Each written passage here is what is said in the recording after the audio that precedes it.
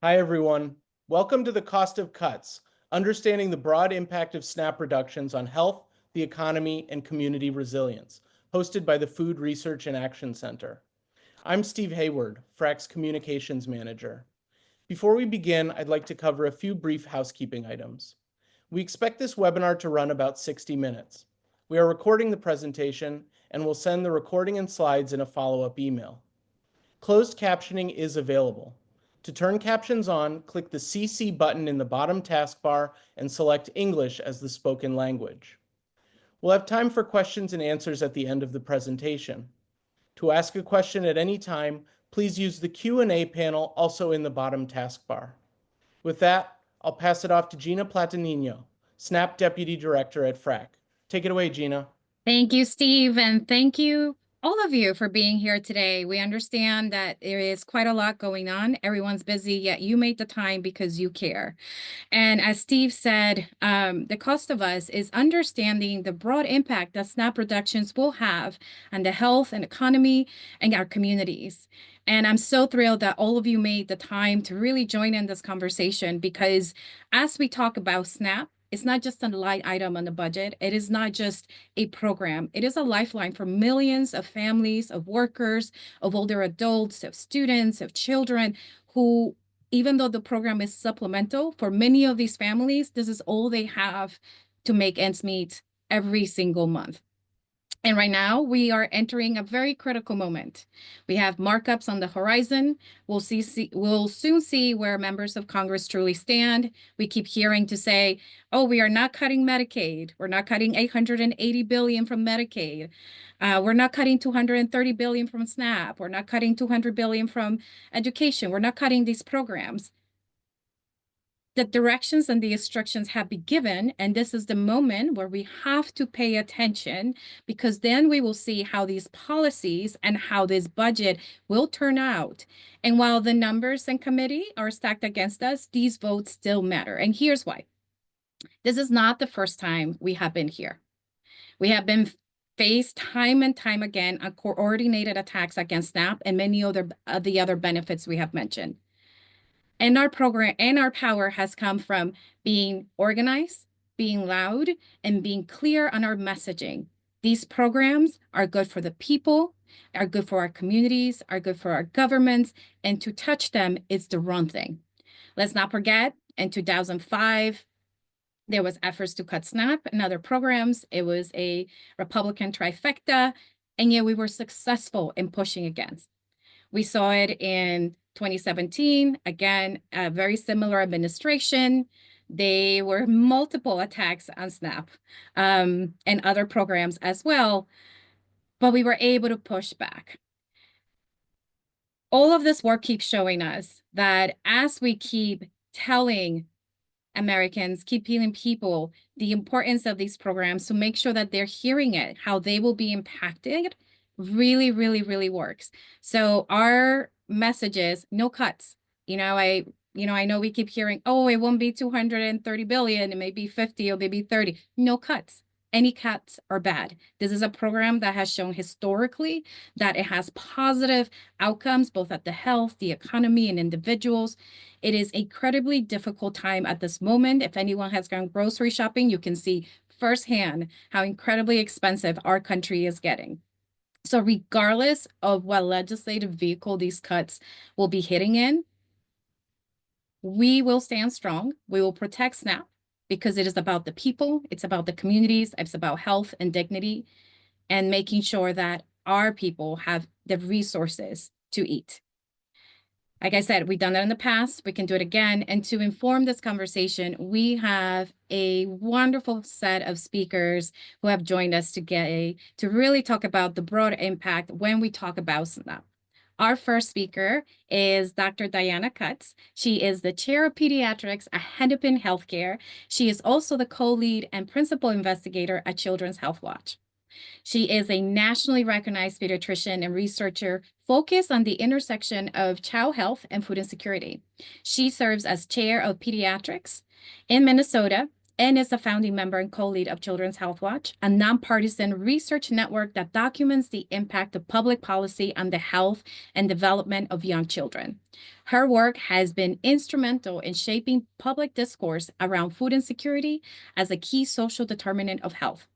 Dr. Cutts, I'm going to turn it over to you.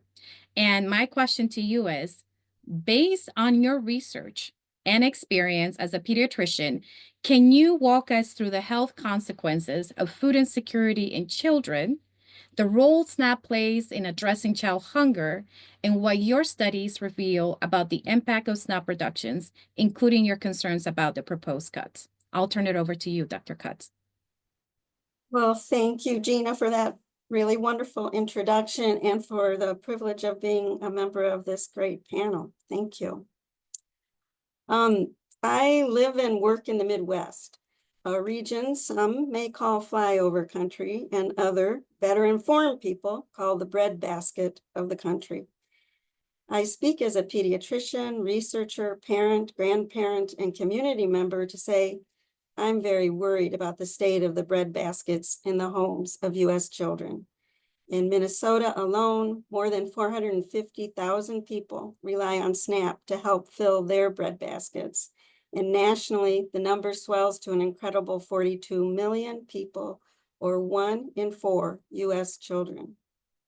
Next slide. In clinic, we use the hunger vital sign, a validated measure, to ask families about food security. I know it's painful for a parent to admit difficulty feeding their family, and it isn't uncommon for parents to become emotional as they thank us for the bag of groceries that we stock in clinic to offer when a parent answers positively to one of these questions, as happened a few months ago in an exam room with Michael's mom.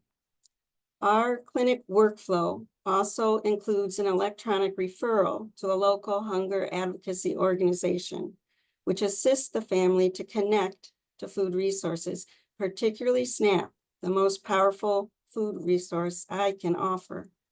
When Michael's family returned for a visit last week, I saw a family that was far less stressed, more able to focus on other health and family matters, interacting in a more loving and attentive way, and a little boy who was playful and healthy. Mom told me they were now enrolled and receiving SNAP. Cuts to SNAP will produce a double hit on the breadbasket on Michael's table. Less money for food at a time when food prices are increasing rapidly. What will be the impact of these cuts on health during childhood, a critical period of brain and body growth and development? Next slide, please. We've played out this experiment before. When SNAP increase was included in the 2009 American Recovery and Reinvestment Act and then reversed, Children's Health Watch documented the result. We saw increased household and child food insecurity and decreased caregiver and child health. Food is medicine, and like medicine, it must be of proper dose and timing to be effective.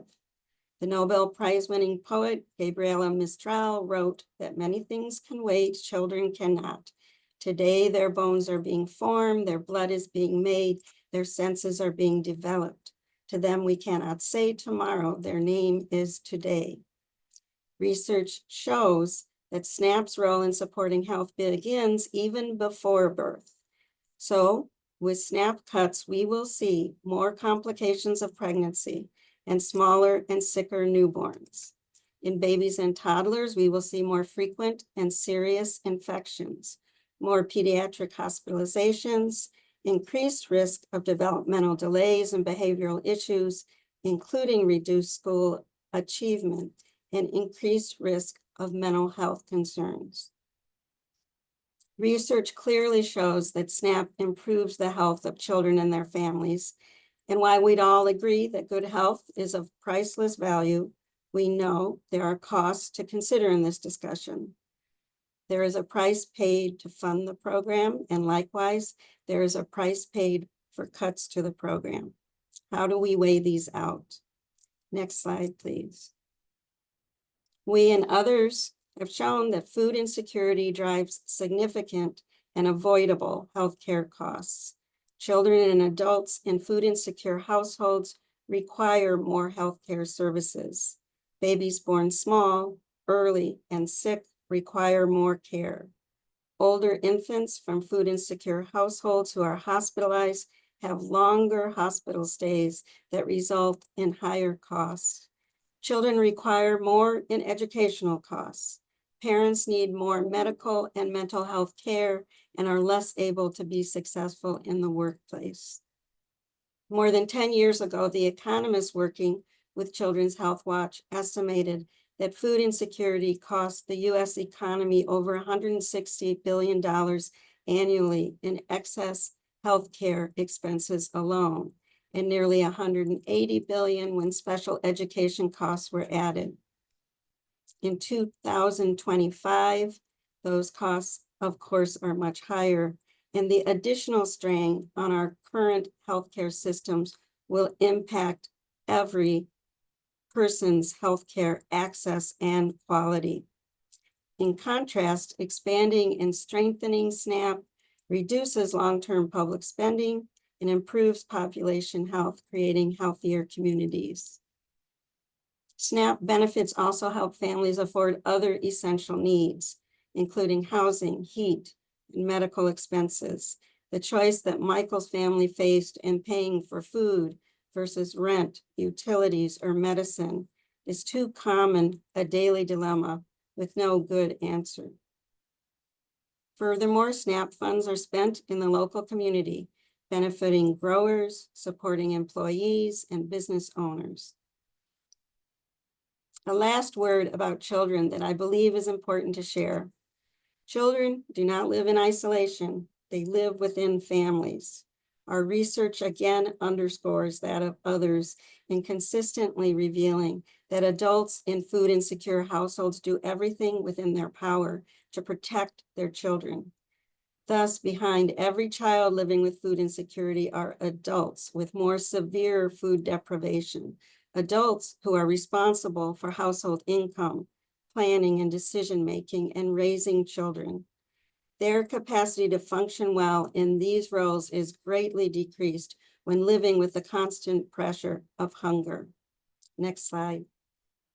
As a pediatrician, my eyes automatically fix on the child, but I've learned to look more carefully into the faces of parents like Michael's mom or this mother from Dorothea Lange's photographic lens. Parental well-being is a fundamental determinant of a child's well-being and their future. Therefore, I say that the proposed cuts to SNAP are a direct threat to the health and development of millions of children, 1 in 4 across our nation, and the stability of their families. I urge policymakers to consider the extensive evidence on the role of SNAP in safeguarding our children's health and futures, and to reject the harmful proposals currently under consideration.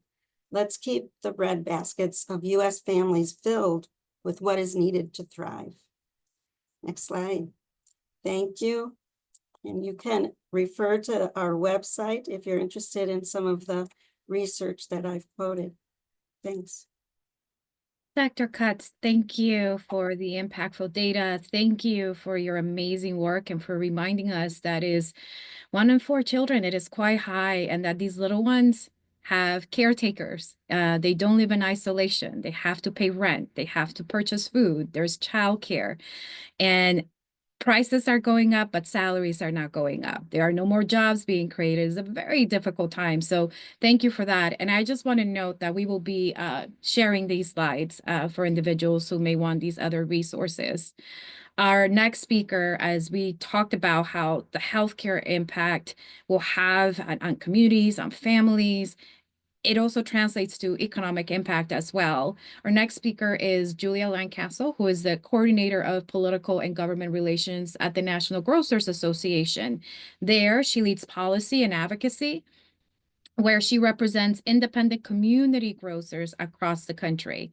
Her work focuses on elevating the voice of small food retailers and ensuring that federal nutrition programs like SNAP are implemented in ways that support food access and local economy vitality. Julia, we are so grateful for the voices of national grocers, for the food that these small grocers help provide for our communities.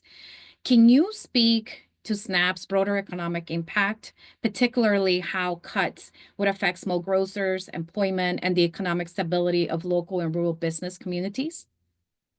Yeah, thank you so much, Gina, for the introduction and for having me on the panel today. Hi, everyone. I am Julia Landcastle, and we'll be talking a little bit about how SNAP not only feeds families, but also fuels our economy. Next slide, please. And so first, I just wanted to touch on who NGA is and who we represent. We represent 21,000 independent community grocers and wholesalers across the U.S. This includes 8,500 storefronts. Stores are everywhere from urban to rural and everywhere in between. We have a broad range of storefronts there. The independent supermarket industry generates over 131 billion in revenue annually and creates nearly 1 million American jobs. Next slide. And so I really want to highlight here SNAP by the numbers and how that relates to our economy. It's important to note that SNAP makes up 12% of our nation's grocery sales. And I'll talk a little bit more about this in coming slides, but for some of our independent members, that's a majority of their sales that SNAP makes up. So SNAP creates 243,000 jobs. This is supporting 198,000 jobs in community grocery stores, and then over 45,000 additional jobs in related sectors like agriculture, manufacturing, transportation, and municipal services. In addition, it creates 16 billion in wages. About 6.7 billion of that goes to pay for employees with SNAP implemented in their stores. And then about 9.4 billion of that money goes to workers in supporting industries. I think it's also important to note the impact of taxes. And it's a unique program because sales tax isn't applied to SNAP purchases itself, which is a very beneficial part for the participant in SNAP. But the SNAP sales in general generate additional economic activity that brought in over 1 billion in federal tax revenue in 2020, and an additional 975 million in state and local tax revenue in 2020. Next slide, please. And so a big part of our work on promoting how big the economy is a part of SNAP is our Grocers Impact America survey that we have. This study brings together all the numbers for us and can help analyze how grocers are impacting America in reference to SNAP. And so this survey is redone every 2 years. We're in the middle of one right now, but it allows us to have data for each state and federal congressional district, which is a really helpful tool for not only us, but this is on our website, so the public can use it as well. And if you go to the next slide, this shows a little bit more specific into the reports you can pull from our website. So we have a general overview. This is looking at Montana's 1st congressional district.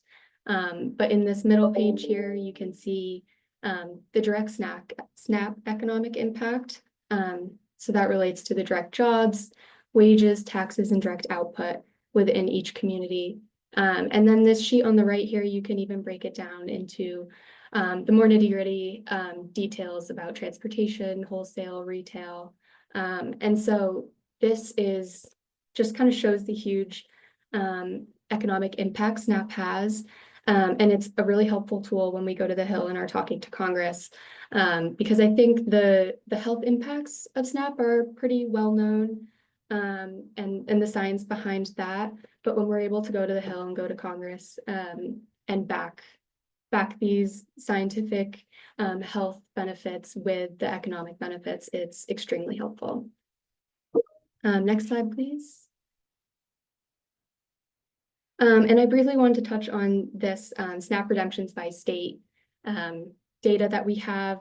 Just to disclose, this is from our last study. So as we have another one in progress, we expect these numbers to be larger as SNAP is growing, but wanted to show how we can break it down by state and show these drastic impacts. And next slide. And so this all leads to SNAP cuts and what it would do to the economy. The results are here. We know that its reduced benefits are going to reduce consumer spending. And I think the main takeaway here for our independent grocers is how it will threaten the stability of small and independent grocers. We operate a lot in rural districts. Our members are really right on the line of food deserts, and they help prevent food deserts in these rural areas. But that being said, SNAP cuts would have a much drastic impact on them, as majority of their sales are from SNAP participants. And a key point of this is that our members' profit margins are only at 1.2%. So our members are really opening these stores to help their communities. They're not doing it for profit at that percentage point, and it helps families in their communities be able to eat. It creates jobs in the communities, and then that really in turn helps food insecurity and long-term health costs of many rural towns. So that's a big kind of point to notice.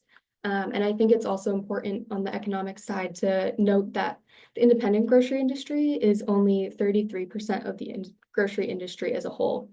That being said, we're a small part in the grocery industry, even though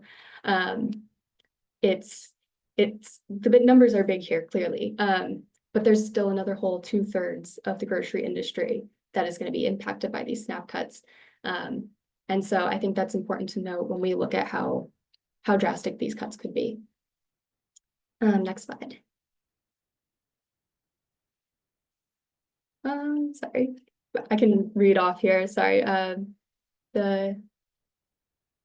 these slides will be shared, but my next slide talked about our asks for Congress. And just to kind of wrap up and kind of what we're going to the Hill with in our advocacy efforts is 3 key points. So our first is to ensure SNAP benefits are efficient and sufficient to purchase healthy foods. We see this as an extremely effective program right now, and so we want no cuts. That any cuts are going to be detrimental to the program, and so we want to just keep it working as it is now. Our second ask for Congress is to protect SNAP participants and grocers from skimming and fraud by modernizing EBT cards. And so we want to address a lot of opposition to SNAP is these skimming and fraud in the system. And although we want to acknowledge that is there, we think there are better ways to fix it than to cutting in the program. And then finally, our third thing is we want to direct the USDA to work with law enforcement to remove bad actors from the program. And so, yeah, next slide. Thank you. This is kind of shows like the huge economic impact we have. So happy to drop those website resources in the chat and answer any questions at the end. Thank you. Thank you, Julia. And I told you that your resources were incredibly popular. I was not making it up. And like you said, this is just a small portion. You know, our grocers are the mom and pop stores down the street. It doesn't account for all of the retail and all the impact that SNAP has, which will have detrimental effects. And as you said, no cuts. That's what we're pushing. I do want to turn it over to State Senator Robin Kennedy. Thank you so much for taking the time to join us. State Senator Robin Kennedy is the Senate Chair of Massachusetts, Senate Chair of Joint Committee on Children and Families and Persons with Disability, where she champions legislation that supports vulnerable populations across the Commonwealth. With a background in human services and government, Senator Kennedy has been a vocal advocate for strong federal-state partnership and sustainable safety nets. Senator Kennedy, again, thank you for joining us. I know you have quite a lot going on today, but based on your experience in human services, state budgeting, What challenges do you see in observing any federal SNAP cuts at the state level? And how do you respond to the narrative that states have the surpluses or capacity to fill those gaps? Well, thank you so much, Gina, and thank you, Julia, for the presentation you just shared, really speaking to what's happening at the federal level and what we will be seeing, or hopefully not seeing, coming down at the state level. And I think it's important to set the stage to talk a little bit about what was happening and what we were looking at the state level prior to this administration taking office, and some of the struggles we were facing, making sure that we are investing in programs that get healthy foods to our residents. So prior going into this fiscal year, Massachusetts has for several years now had a program called HIP. It's the Healthy Incentives Program. It offsets benefits for individuals if they purchase fruits and vegetables, and it's able to be used at farmers markets and able to buy produce from local farmers. So for a state even like Massachusetts that has hundreds of local farms, it's a huge win-win, where we're helping residents get access to healthy fruits and vegetables, and we're also helping farmers, making sure that we're supporting their economy and connecting them with retailers and being able to sell their fruits and vegetables. Coming into this year, we were facing a significant cut in that program. And so it used to be based on the size of the family and the amount of their monthly benefits. They could receive $80, $60, or $40 in reimbursements. They are now cut down to every family receives $20 per month reimbursement for purchasing the fruits and vegetables, which is hurting our farmers as they're not able to predict what they might be able to sell the following year, and certainly hurting families. And so we've been working prior to January 20th with our administration here at the state level, trying to see how we can restore that funding going forward. In addition, after several years in this year's state budget, Massachusetts increased our TFDC allocation by 10%, which is still only $861 for a family of 3, or $441 for a single older adult. So this is TFDC and EAEDC. Unfortunately, given the fiscal constraints we're under, looking at our own state budget going into this fiscal year, particularly even though our revenues are up, unfortunately, with the loss of the federal influx of funding we've had in multiple places through the pandemic, the increases we're seeing still means that our budget's at a lower place this year than last. And so unfortunately, in the governor's budget, it did not include that 10% increase. So while it went into effect for this fiscal year, then it's not something that is going to continue after July 1st. And so the legislature has been working to see through our budget process if we're able to restore that. So certainly those are two big places that we were already looking at challenges and trying to restore funding where we might potentially see cuts. In addition, like many other states, our residents are constantly fall victim to benefit theft and stolen benefits. And so, and in Massachusetts, based on the claims that the Department of Transitional Assistance receives, that's just over $1 million a month. Unfortunately, up until December, the federal government replaced those stolen benefits. Unfortunately, as of December 22nd, they've decided to no longer do so. And so Massachusetts has stepped up in a supplemental budget to be able to restore some of those benefits that had been stolen between December and I believe it was through the end of February.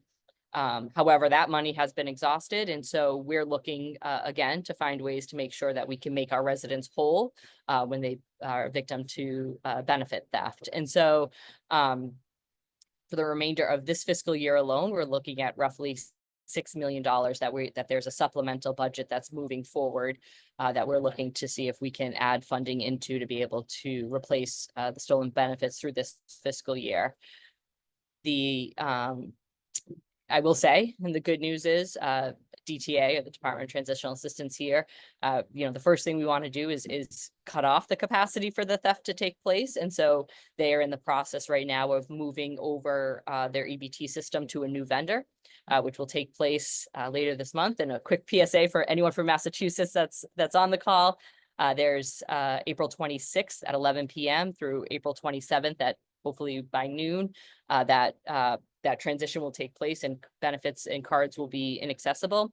But the good news is with this new vendor that they're moving towards, they'll also be able to then put chips onto EBT cards so that they can be further protected. The governor has actually allocated in the supplemental budget that she recently filed $15 million, half of which we hope or would anticipate would be reimbursed from the federal government, but has allocated $15 million to go through the next phase, to actually put the chips and roll out chips onto the benefits card. So hopefully we can drastically limit the amount of benefits that are stolen each month. But we're also now working with the administration, working with our Ways and Means committees to hopefully also in that supplemental budget include funding for replacement of stolen benefits. So, I think it certainly, I would say, and unfortunately I feel as the bearer of bad news these days, that there is that if we were to lose any or a significant portion of USDA funding to DTA for SNAP, it would be something that would be completely dire to our state and not something we would be able to fully supplement, given even best attempts to do so. We receive about $2.6 billion every fiscal year, this fiscal year, for SNAP funding. It is entirely federally funded, except for the other programs that I mentioned, which do have state allocation. So HIP is about $18 million a year. And the TFDC is about $423 million of state allocation, and 100 EAEDC is about $163 million. But SNAP is completely federally funded at $2.6 billion. Just to put where we're at in perspective, the entirety of the Massachusetts Rainy Day Fund is $8.2 billion. And that's actually a historic high for us. And so while we're going to be in the year ahead, grappling with how we make sure we care for and protect our residents when we see these cuts coming through. We also know that because we have such a high rainy day fund, we have a solid bond rating, which means we're able to move forward with a lot of the construction across the Commonwealth, housing and new schools and new public safety buildings, et cetera, that we desperately need as well. And so it's certainly a balancing act of every time we touch the rainy day fund, we lose some of our capacity to do that. So, we certainly are going to do our best, but when you recognize that SNAP is would take up about a quarter of our rainy day fund in its entirety, we're certainly going to be struggling to be able to supplement that. And then certainly when we look at other major programs like Medicaid, for example, that's 72% reimbursed every year to the state. Again, that far exceeds our capacity to be able to, even with the will to do so, to be able to supplement. Massachusetts receives about $16 to $20 billion every year from the federal government. And this year, based on the governor's and the House proposal, that are the two portions of the budget that have been presented so far, we're looking at about a $62 billion budget. So roughly 20 billion of that 62 billion in total, we're looking at coming from the federal government. So we're certainly, as Gina mentioned, going to continue to do everything we can. Our current caseload is close to 2 million residents that are on receiving SNAP benefits. And so we know that so many of our residents rely on this support, and we're going to do everything we can to make sure that everyone in Massachusetts is able to feed themselves and feed their children. And we know this is the best way to do so, where they're able to actually purchase food that meets their dietary needs, that meets their dietary choices, that helps their children get the food that they're going to want to eat, and being able to select the type of food that they want at the market is the best way to help families get access to food that meets their culture and their desires. So we're going to do everything we can to continue to make sure that we continue that support. So thank you so much. I certainly wish we had more good news, but we're holding hope with our federal partners that we won't see as drastic of a cut. And certainly if the focus is more on work programs or things like that, we'll continue to do what we can to make sure our residents have what they need to meet the requirements of the federal government. Thank you, State Senator Kennedy, and I appreciated what you said, that there is no surplus. It is a rainy fund. And really, all these great innovations that you talked about can only be possible as long as you keep getting these federal funds, because the states really cannot afford to pick up the check for something that's helping individuals across the board. And any sort of cuts, as we said, we just don't want them, whether expanding time limits and so on. We know how harmful those could be. So thank you so much, Senator Kennedy. Now we want to turn it over to for us to get a rural perspective. We wanted everyone to just get see across our spectrum of what SNAP does. And our next speaker is Bryce Oates, who's a journalist covering rural policy and food systems. He has been a freelance journalist and policy writer who has spent over 2 decades covering rural America with a focus on agriculture, land use, food access, and economic development. His reporting has appeared in outlets such as the Daily Yonder, Civil Eats, Grist, and often highlighting how federal policies shape life in small towns and remote communities. Bryce, one of the things that is most important about you and your highlight is just what an experience you have in covering rural America, being part of that community. What does SNAP mean to rural families and food providers? And what's at stake when that vital support is reduced in areas already facing limited infrastructure and food access? I mean, that's a great question, and such a great panel, good information across the board so far. SNAP is vital to rural America for a lot of reasons. It keeps the rural grocers doing their business. It keeps farmers on the land. It's a huge part of the economy. What a lot of people don't understand is SNAP use is quite a bit higher in rural America than it is in urban or suburban America. About 16% roughly of rural people use SNAP benefits. I have plenty of times in my days. And so, it's just critical to keeping that local food and national food economy going.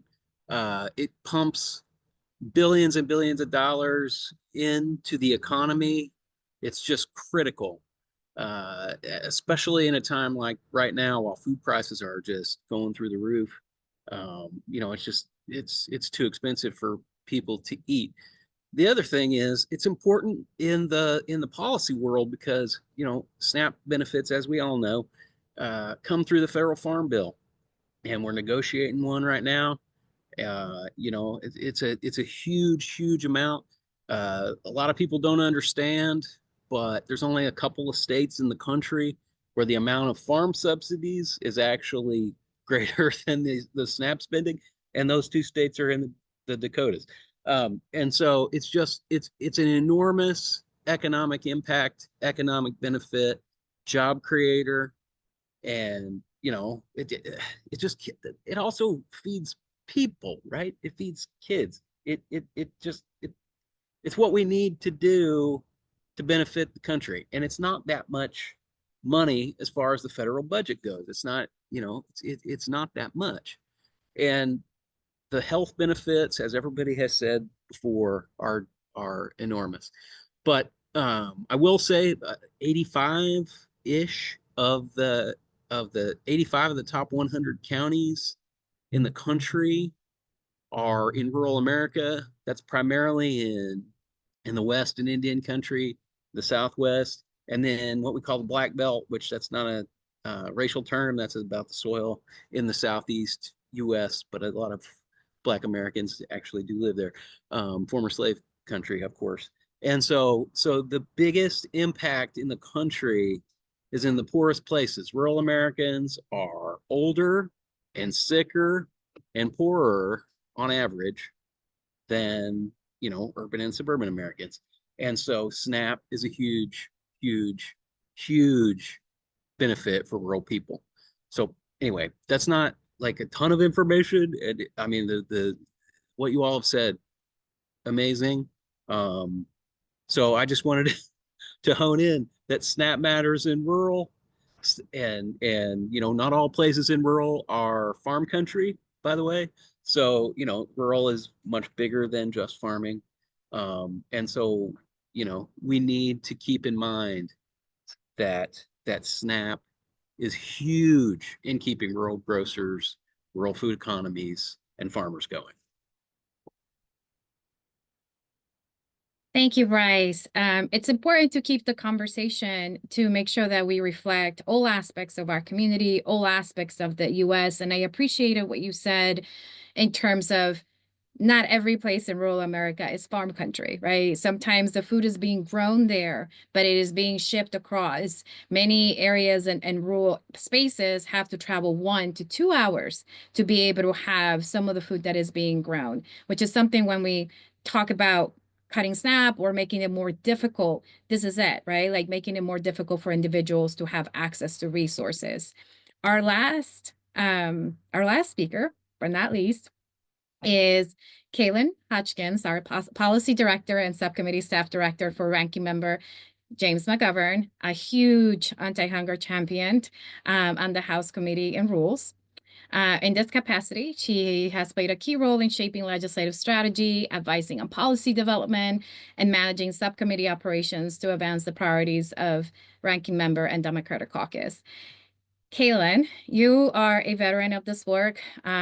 You have played a key role during pivotal moments when we have faced similar obstacles and serious threats to SNAP and other critical programs. Given what's at stake, what is your message to the advocates here today about the urgency of this moment and how we should be mobilizing? Thank you, Gina. And thank you everyone for joining this call today. I'm joining you from the very beautiful Boston, Massachusetts, slightly east of the Congressman's district, but I'm here for a few meetings today, so bear with me, I'm in a lobby. But we've heard from all of the panelists what's at stake. And I think everybody on this call, you actually know what's at stake from your work with hungry people, right? A majority of SNAP recipients are kids, seniors, people with disabilities. The majority who are expected to work and can work, do work. SNAP cuts will mean people go hungry, and it will mean people are less healthy, period. It will cost our farmers $30 billion. So these cuts are bad for people. They're bad for our economy. They're bad for job creation. They're bad for businesses up and down the supply chain. They're bad for states. And they're especially bad for rural America, as we just heard. So where we are right now, the Republicans very, very narrowly passed their budget by like 1 vote. And so committees, including the House Agriculture Committee, is expected to begin marking up their bills to effectuate the cuts very soon, imminently.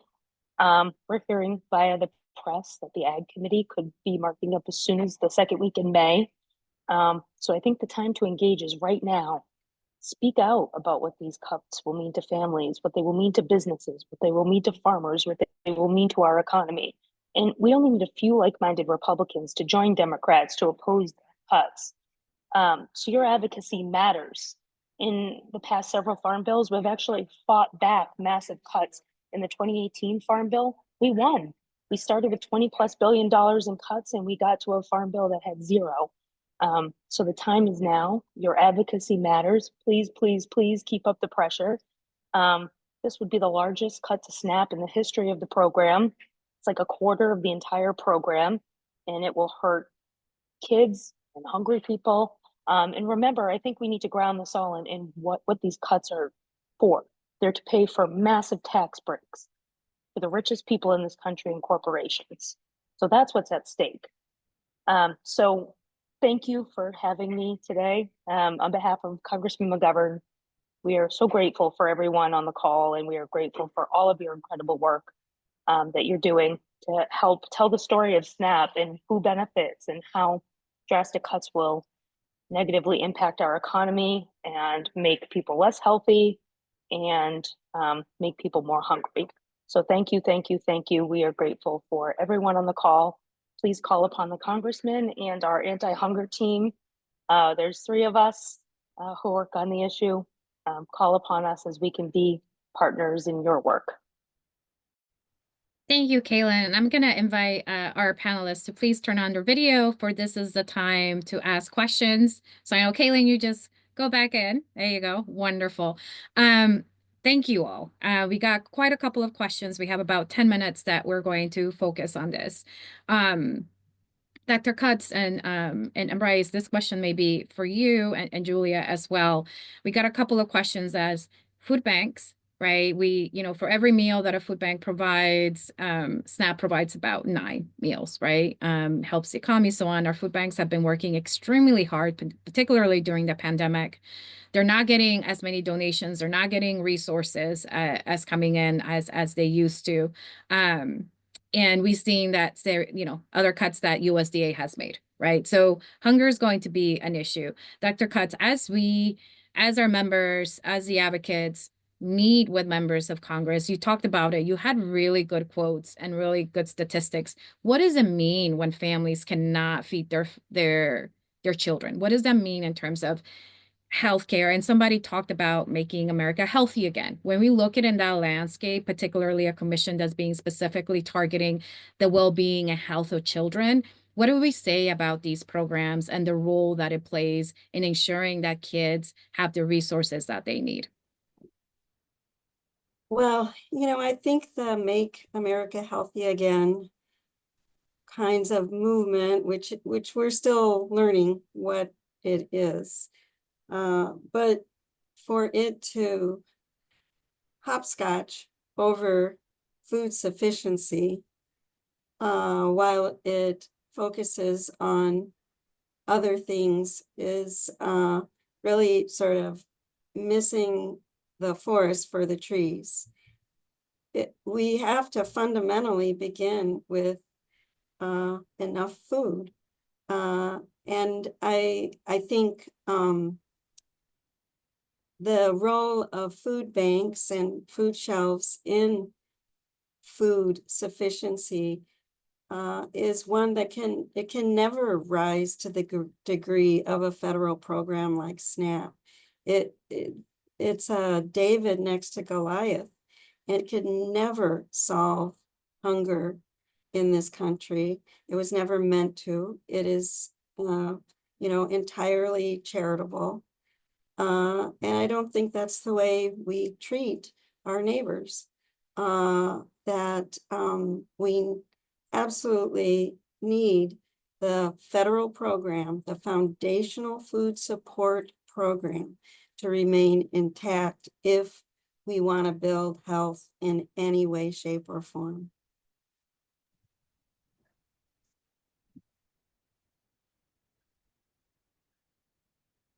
Yeah, I guess I would just add that it's a real dichotomy that shows where this administration is headed. Unfortunately, right now, that they're cutting billions of dollars from support for the food banks and the food pantries, which I shop at. As a broke freelancer, frankly, it and they're doing so, and it's harming the farmers who are the ones selling to those food pantries. It was a great program that helped farmers set up infrastructure to do more institutional purchases, whether it be schools, food pantries, food banks, all the things, emergency food stuff. And at my food pantry, they just said they're not going to have any more. And last week they didn't. No more milk, no more meat. And luckily we're getting into the season where the farmers are donating produce, so that's getting better. But it's just the amount of their resources is being slashed, and it's decisions of this administration that's doing it. Thank you, Bryce. Kaylin, I thought I saw your hand up. Were you going to add? Bryce did a great job covering it, but my point was going to be, right, we can claim that we're doing all of this stuff to protect health, and yet USDA in the past month alone has canceled or frozen 4 programs that actually help people eat more healthfully, including vegetables for kids at schools. And so there are many of us on the Hill who have got together, and we are writing to the administration to, 1, demand answers, 2, voice our strong objection to these actions, and ask for the programs to be restored. But I think it's just everything that the administration is doing completely flies in the face of actually promoting health. And this cut to SNAP that they're working on, $230 billion cut to SNAP to fund tax breaks for billionaires, is just would be the most devastating action of all. And so taken together, there's not one thing that anybody is doing to actually help promote health, including today, we read in the news that the FDA, the cuts to personnel at the FDA are going to be less food inspections and less inspections for milk. I mean, that's what we're fighting here. So I think we just need to remain super focused on all of this, but not lose sight of the big picture and the need to protect SNAP, protect Medicaid, protect any more programs that they may be going after. Kaylin, they have a question for you, but as you answer, what are the 4 programs that USDA has already cut? But I also just wanted to frame this in terms of, it's not a done deal, right? Like, I've heard individuals say like, oh, this is a marathon. This is an ultra marathon. We are running 100 miles. We're not doing the 26K. Like, it's not happening. This is 100 miles and we are exhausted. And if any of you have ever run, the biggest enemy is your mind. It's not your body. Your body can actually keep going, but it's your mind. So really need us to say, like, it's not a done deal. This is an opportunity to keep raising these issues. We can keep pushing back because people need to go on record on how they will vote, what this policy is. And Kayla, you said it great. It's 230 billion. What does that mean? You can't keep telling us you're not going to cut Medicaid, that you're not going to cut SNAP, but how are you going to get those numbers and for what? So there seems to be like separate actions that we could take, and would love to hear that from you, Caitlin. What other actions do you think it's important? Even if you already spoken to your members, should we continue speaking to your members, reaching out to family members? What are some other key items that folks here should do on this call? Yes, keep calling, right? And the committees, like I said, are going to start marking up any day now. We don't have a set schedule for agriculture, but obviously the population that we all work with is impacted by Medicaid cuts as well. And so we would expect the Energy and Commerce Committee. So if you have members, especially on the Energy and Commerce Committee or the Agriculture Committee, really, really important. But eventually these bills will be packaged together and brought to the House floor. So also important to call any and all members. Keep calling, keep writing, and remember, we only need a couple like-minded Republicans to say, whoa, this is too much. We can't be cutting SNAP by a quarter. We can't be cutting SNAP at all. So I think now is the moment to make the case. It's really, really important that everybody remain engaged. It is a marathon. We're all very tired. I hear you. If anybody wants to talk about, points or data or anything that any of the presenters have laid out, please be in touch with me. We have reams and reams and reams of information, as I know FRAC does, and certainly Children's Health Watch and the grocers. So we have any information you could possibly want to tailor to the meetings that you're having or the calls you're doing or the emails you're sending. So get in touch with us. Dr. Cutts, and then we'll finish with a question for Julia. I would just add, Caitlin, to what you said, is one of the things that we can do is tell the stories, that the facts only take us so far. And I think for our representatives, our policymakers, to hear the stories of the people in their districts and the impact it is having on their daily living, the decisions they're having to make, what they are facing. I think that's extremely impactful and perhaps carrying more weight than numbers right now. Absolutely. And we didn't have time, but there's like polling, and I'll send it as a follow-up. But people, when you hear 230 billion, what does that mean for me? Right? I'm going to the grocery and there's going to be less funds, meaning my local grocer who hires individuals, who helps individuals, can no longer shop there because I don't have enough resources. That means that municipalities don't have the money to step up. States are going to have to cut certain benefit programs or other innovations in order to keep the lights on. This is what we're facing. We actually, FRAC has started this series of where we follow the economic impact across the US. The first two segments were speaking with municipal leaders, one in California and Massachusetts, about what does it mean as a mayor to be able to offset any cuts. I think the best point of view for those of you who had emergency allotments through the pandemic, we had these emergency allotments, which ended. People still haven't recovered from that funding, right? And that was in addition to, it wasn't cuts. So just think about the long-standing effects that this will have. The other thing I'll say is that the third one was actually with the economic impact with National Grocers Association, which again talked about the numbers. And this is just a small number. It's the grocers. We're not talking about even everyone else who plays a big part. Today's report came out with Children's Health Watch about the health implications and the economic impact that will have. So stay tuned as we keep gathering from across the US, different points of views. And Julia, what is a talking point that resonates all across the aisle when we talk about SNAP, when we talk about, because you talk about your grocers, they're not just a brick and mortar, they're individuals. What really resonates? Yeah, I think in that case, I go back to some of our core values around SNAP. One being that no American should go hungry. Healthy food should be accessible. SNAP has a positive economic impact on community and improves health, and that federal food policy should never favor Wall Street over Main Street. Those are like core values at NGA around SNAP and advocating against cuts. So I think that's really helpful to keep in mind and just remember what we're advocating for here. I love that. We should pick Main Street over Wall Street. I like that talking point, Julia. Well, thank you all once again for joining us. We know you are doing a million things. Keep at it. We will send you this webinar along with the PowerPoint slides and other resources that we have down the pipeline. We have other webinars prepared to talk about different sort of cuts that may be coming down the way. But the main point is this: no cuts. It doesn't mean you have to have any cuts. All cuts are bad.